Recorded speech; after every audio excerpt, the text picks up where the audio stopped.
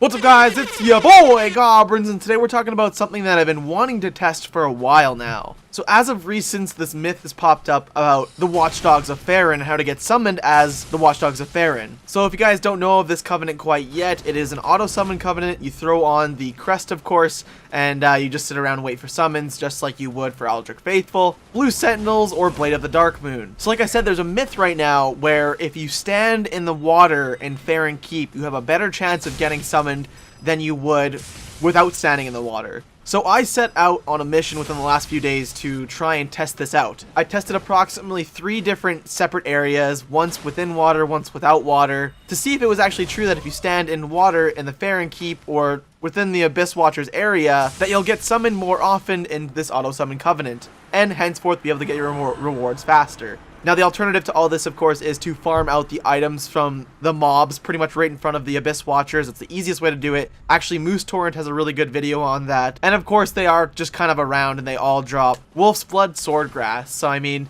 you can farm it out, but really, I always say the most fun part about having those Covenant items is, of course, by playing online and trying to get them. And now that Blade of the Dark Moon is working a little bit better in comparison to what it used to be, it's a lot easier to get these auto summons to earn your rewards, just because they have been kind of working on fixes with every single patch so far. So I only have some footage of the stuff I've done because there was a lot of waiting. I tested each area for approximately an hour, and I did a full reset for every time I tested it. So a full reset being I close my game out, I completely turn off my PS4, turn it back on, open up the game, and sit in the area that I was standing in. A full reset on my internal clock for getting summoned in auto-summon covenants, which once again plays a huge role in that stuff as well. So the first one I tested was the Crucifixion Woods, just right in the water, kind of right next to the Crystal Sage's like entrance tower or whatever you want to call it. So I killed the giant crab, I killed a little crab, and I just sat there and waited. So once again, I tested an hour on each of these areas, and one area in particular I tested twice just to make sure I wasn't wrong on it. So 2 hours for that one. But Crucifixion Woods summon in the water, I got 3 summons within the hour. And with that result, I was pretty convinced that, hey, you know what, this actually might be true. But then I tested Crucifixion Woods summon without the water by standing on a little landmass, kind of right before those exiled guys. And I was summoned twice for auto-summoning. So with those results, I'm like, okay, well, I only got summoned 1 extra time while I was waiting in the water in Crucifixion Woods versus not in the water in Crucifixion Woods. So I was starting to think maybe, you know, maybe water does affect it if you stand in the water waiting for auto-summon covenants. But then again,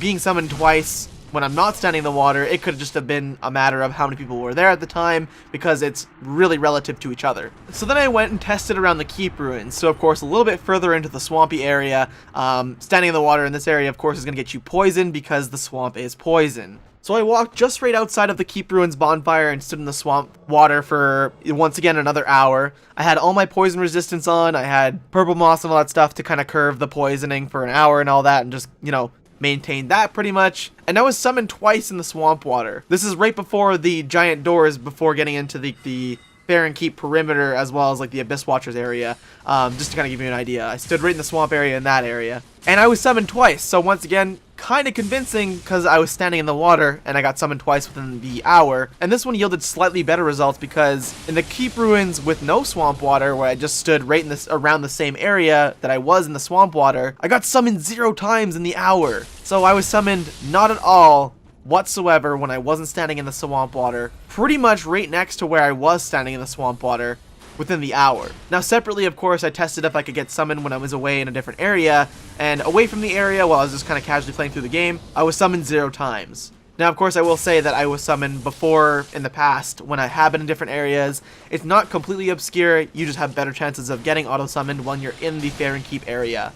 So altogether, to wrap up those statistics, in the Crucifixion Woods, I was summoned 3 times while waiting in the water, and I was summoned twice when I was not in the water. Now in the Keep Ruins area, I was summoned twice when I was standing in the swamp water, and 0 times when I wasn't standing in the swamp water. Now, remember how I said I tested one doubly just to be sure that I had it down? And that was the no swamp water in the Keep Ruins. I tested that actually for 2 hours and reset after the first hour, and I got summoned still 0 times, even after waiting, of course, for 2 hours. Now, the trade-off on that isn't exactly the greatest, because why would I want to stand in this shitty-ass swamp water when I'm sitting there getting poisoned, popping items, and it's just too much of a hassle?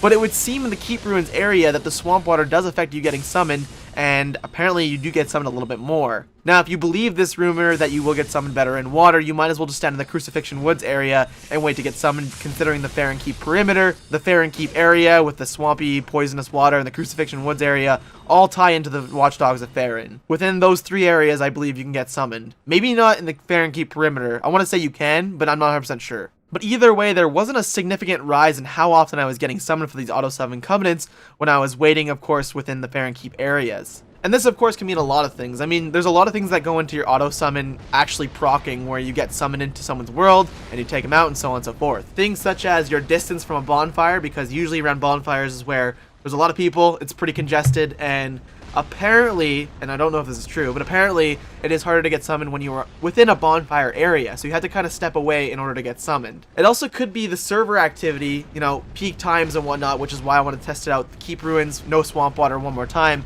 because I was testing that out later at night versus middle of the day. And of course, you have to consider how many people are actually embered in that area that aren't within the Covenant. People that are trespassing in the forest, you know, depending on if they're embered or not and they're within that area, it's kind of hard to say if you'll get summoned for them, you know? Like, you don't really know how many people are within that area at a given time embered without having completed it yet. So, you know, who knows? I don't fucking, you know what I'm saying? And of course, your reset timer. Now, the rumor has it that auto-summon covenants have kind of this internal clock, once again, as I mentioned before, where when you log in, it places you in a queue. Now, the longer you're on, the further back in the queue you go, while people that just log in when they're in that covenant get queued up in line first. So think of like a normal lineup, let's say at a supermarket. You go and stand in line, and then eventually your turn comes up. In Dark Souls 3, it works the opposite way. It works the fucking opposite way. You stand in line, and then the person behind you gets priority over you in getting out of the supermarket faster, which is bullshit. And I mean, you know, the developers will say, oh, the time is convoluted, you can, who knows why it works like that. Like, shut up, okay? I was here first, I was waiting in line, just gotta get my bread, my cheese, onions, lettuce, you know what I'm saying? But once again, in the Dark Souls universe, things just don't work to the way that we know that they work. So, even including the Lord, all that stuff.